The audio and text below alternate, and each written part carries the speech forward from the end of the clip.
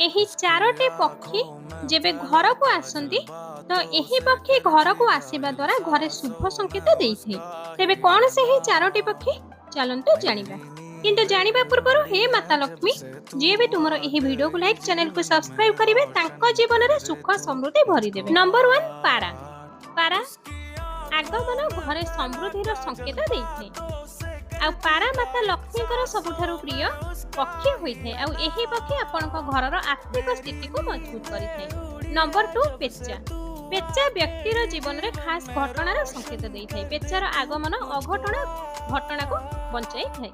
Number 3 କାଉ। କାଉର ଆଗମନ ଘରେ ଭଲ ସମୟ ସୂଚନା ଦେଇଥାଏ ଏବଂ ଏହା ବ୍ୟକ୍ତିର ସାଙ୍ଗସାଥି ଓ ବନ୍ଧୁ ପରିଜନଙ୍କ ସହ ସାକ୍ଷାତର ସଂକେତ ଦେଇଥାଏ।